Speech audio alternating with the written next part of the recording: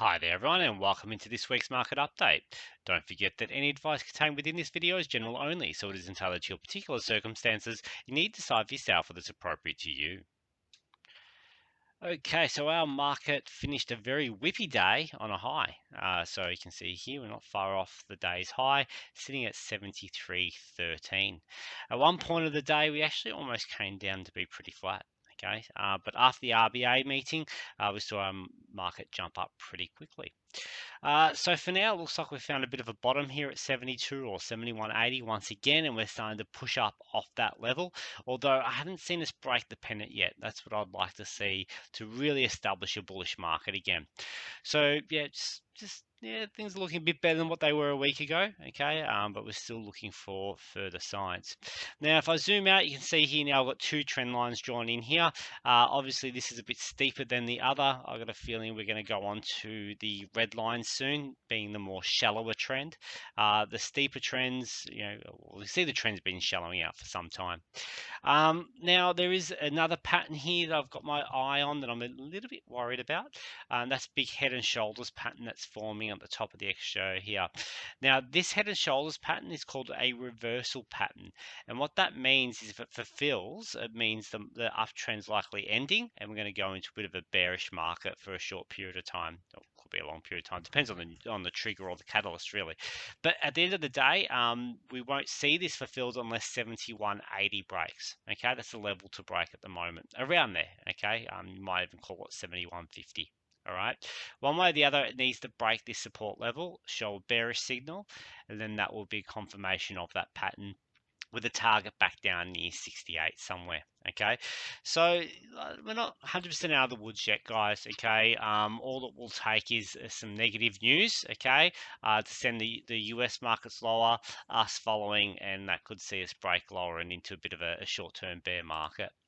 Now, if I go across the S&P 500, I had a strong night last night, but once again, when you start drawing their lines in, you can see they still haven't quite broken to the upside yet either. Okay, they're not really showing that reversal pattern that we've got. Okay, so I'm feeling a bit more safer because we tend to follow. It's very, very rare for our market to pull back in a big way while the US is rising. So basically at this stage we had the double top at the all-time high. Okay, that's already fulfilled. All right, so the double top pattern just through here. Okay, and that has done its job. Okay, it broke lower, we traded to the neckline of that. Okay, and now we're starting to push back up. So the likelihood of us finding the bottom of the US market is really high here. We're holding 4,500 as a bit of a support at this stage, and that's the level to watch because that's where we've still got our uptrend line coming through, and we found support there just recently. So what we're looking for is a break through this pennant. Okay, once we get a break through that pennant, we'll be feeling a bit more bullish for the Christmas rally. Just move this level down to here because there's a bit of support at previous resistance. That's the previous all-time high, which could easily be the next support level.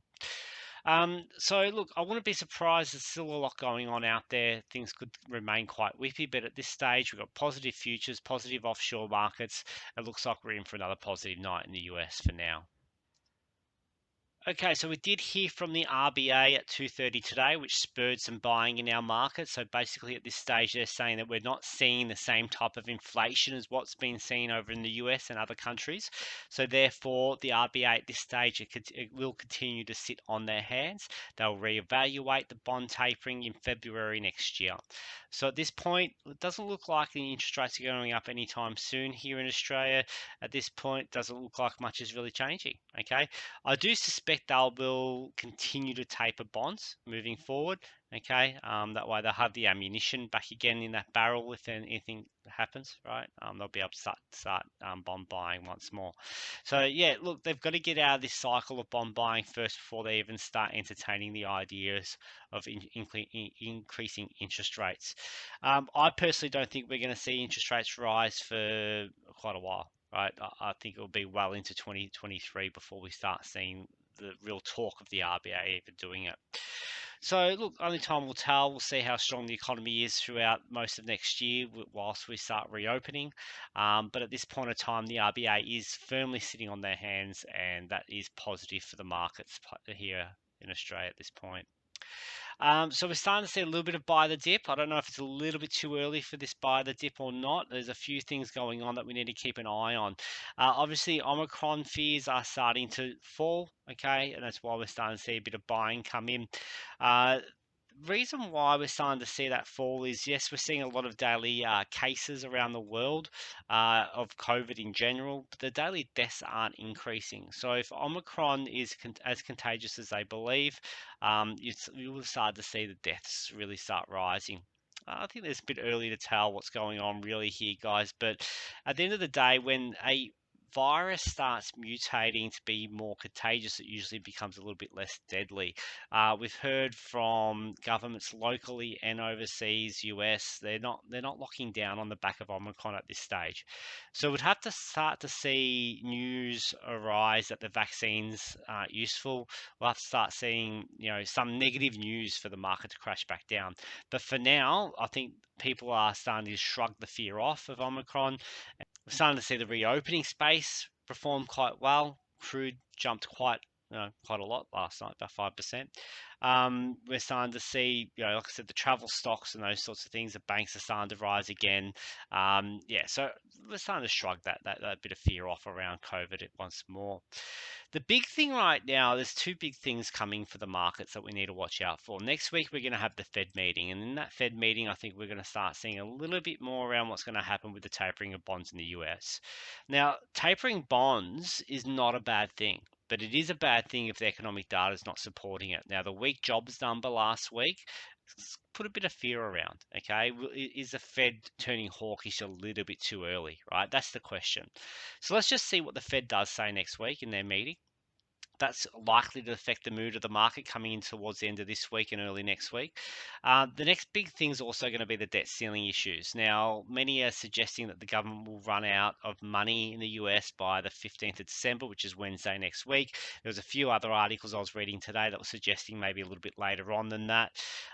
One way or the other, there's going to be some fear around this, guys. We need to see a resolution. We need to start seeing a path forward, which we're not really seeing much at all right now.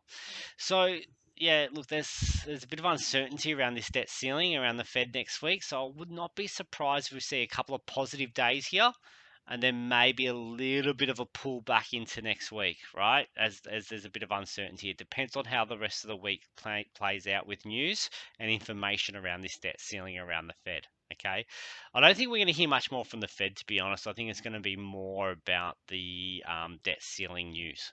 All right, but don't be too surprised if we see a little bit of fear creep back into the market later this week. Okay, on the back of this. All right, so yeah, that's where we're at. Really, there's not too much more to say, guys. Long term, still fairly bullish. We're reopening. The borders are reopening. We'll have immigration back next year. Things are looking pretty positive for next year at this stage, although I don't think we're going to have this roaring bullish market as what we had over the last sort of year and a half. I think it will be more of a sideways, a slow and steady rise.